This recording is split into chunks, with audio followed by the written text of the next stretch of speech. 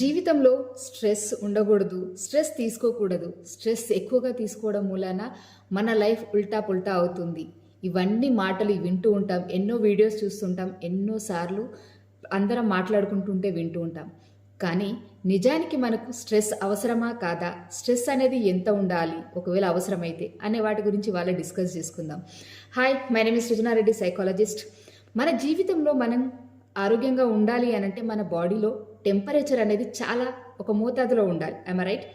దానికన్నా ఎక్కువగా ఉంటే ప్రాబ్లమ్స్ ఫేస్ చేయాల్సి వస్తుంది. దానికన్నా తక్కువగా ఉన్నా కూడా మనకు హెల్త్ ఇష్యూస్ వస్తూ ఉంటాయి. అలాగే మన జీవితంలో సక్సెస్ అనేది సాధించాలన్నా, లేదంటే మనం కొన్ని పనులు చేయాలి అనన్నా, లేదంటే కొంచెం ఏదైనా మన పర్ఫార్మెన్స్ అనేది మనకు ఉండాలి, మన day to day life activities బాగుండాలి, మన మెంటల్ హెల్త్ బాగుండాలి, ఫిజికల్ హెల్త్ బాగుండాలి అంటే మనకు కంపల్సరిగా ఒక మోతాదులో స్ట్రెస్ అనేది ఖచ్చితంగా ఉండాలి. ఒకవేళ స్ట్రెస్ అనేది లేదనుకోండి, మనం దేనికి పనికి రాకుండా అయిపోతాం. ఆకలి అనేది ఒక టైప్ ఆఫ్ స్ట్రెస్, కొంచెం ఎక్కువగా ఉండాలి. దానికన్నా ఎక్కువగా అయితే మనలో లేనిపోని ఫిజియోలాజికల్ ప్రాబ్లమ్స్ అనేది స్టార్ట్ అవుతూ ఉంటాయి. మరీ తక్కువగా తిన్నా ప్రాబ్లమ్స్ స్టార్ట్ అవుతూ ఉంటాయి. అంటే ఏ మోతాదులో మనం కడుపులో పడాలి, ఎంత తినాలి అనేది కూడా ఒక టైప్ ఆఫ్ స్ట్రెస్. మనం ఎంత చదవాలి, ఎంతవరకు చదివితే మనం ఆరోగ్యంగా ఉంటాం, మనం ఎక్కువగా నేర్చుకోగలుగుతాం, ఇది ఒక టైప్ ఆఫ్ స్ట్రెస్. అలాగే పర్ఫార్మెన్స్, మనం ఎంత మోతాదులో పర్ఫార్మెన్స్ ఇవ్వాలి, ఎక్కడి వరకు చేయాలి, ఏ విధంగా చేయాలి, ఇవన్నీ కూడా స్ట్రెస్కు సంబంధించినటువంటి విషయాలు.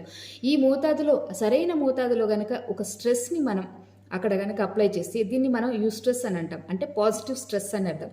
ఆ పాజిటివ్ స్ట్రెస్ని మన లైఫ్లో ఎంతవరకు అప్లై చేయాలో అంతవరకు అప్లై చేయగలిగితే మన లైఫ్లో చాలా అద్భుతమైనటువంటి రిజల్ట్స్ ఉంటాయి.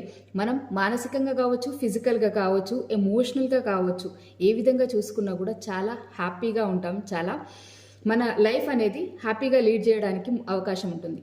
కానీ ఒకవేళ ఈ స్ట్రెస్ ఎక్కువైందనుకోండి, అప్పుడు ప్రాబ్లమ్స్ స్టార్ట్ అవుతుంటాయి. మనం ఫిజియోలాజికల్గా చేంజెస్ వస్తూ ఉంటాయి, మనకు సైకలాజికల్గా చేంజెస్ వస్తూ ఉంటాయి. ఈ చేంజెస్ వల్ల మనకి లైఫ్లో ఏంటంటే చాలా ప్రాబ్లమ్స్ ఫేస్ చేయాల్సి వస్తుంది. ఒకవేళ మనకు బాడీలో టెంపరేచర్ ఎక్కువైతే మనకి ఫీవర్ రావడము, మనం కదలకుండా అయిపోవడం, చాలా అనీజీగా ఉండడం ఏ విధంగా స్టార్ట్ అవుతుందో, స్లోగా స్ట్రెస్ కూడా మోతాదు పెరుగుతున్న కొద్దీ మనలో తెలియకుండానే ఒక అనీజీనెస్ అనేది స్టార్ట్ అవుతుంది. ఆ అనీజీనెస్ అనేది స్టార్ట్ అవ్వడంగానే మనలో లేనటువంటి బాధలు ఎక్కువగా అవుతుంటాయి. మనలో ఒక నెగిటివిటీ అనేది ఎక్కువగా పెరుగుతూ ఉంటుంది. అప్పటి వరకు సంతోషంగా హ్యాపీగా లైఫ్ లీడ్ చేసిన వాళ్ళం తెలియకుండానే మనకు స్లోగా మనతో మనకు దూరం అనేది పెరుగుతూ ఉంటుంది. మన ఆలోచనలతోటి మనకు దూరం పెరుగుతూ ఉంటుంది. ఫిజియలాజికల్గా మనం దూరం అవుతుంటాం. మన మన చుట్టూ ఉన్నటువంటి రిలేషన్షిప్స్కి కొంచెంగా దూరం అవుతూ ఉంటాం. సో ఈ స్ట్రెస్ అనేది స్లో పాయిజన్ లెక్క మనలో అది మనలో ప్రవేశించి మనల్ని దూరం చేస్తూ ఒక రకమైనటువంటి యాంగ్జైటీ నుంచి డిప్రెషన్కి తీసుకెళ్ళిపోతుంటుంది. కానీ అదే మోతాదులో మనం ఉండాల్సినంత మోతాదులో కనుక మనం స్ట్రెస్ని కనుక అప్లై చేస్తే, మనం ఆ స్ట్రెస్ని మనం ఉంచకపోతే కంప్లీట్గా మళ్ళీ మనం నిర్వీర్యం అయిపోతాం. అంటే దేనికి పనికి రాకుండా వెళ్తామంటారు కదా, తిడుతూ ఉంటారు కదా, ఉంటారు కదా, ఆ విధంగా తయారైపోతాం. అంటే మనకు ఒక మోతాదులో స్ట్రెస్ ఉండడం అనేది చాలా చాలా ఇంపార్టెంట్. కంప్లీట్గా స్ట్రెస్ అనేది ఎప్పుడూ తీసేయకూడదు. అలాగే కంప్లీట్గా హై లెవెల్ అనేది పెంచుకోకూడదు. అది కంప్లీట్గా మన ఆలోచన విధానంలో, మనం చేసేటువంటి పనులలో ఉంటుంది. ఏదైనా సరే అతి అనేది డేంజరస్ సిచ్యువేషన్స్కి తీసుకెళ్తుంది అనేది తెలిసినటువంటి నానుడి.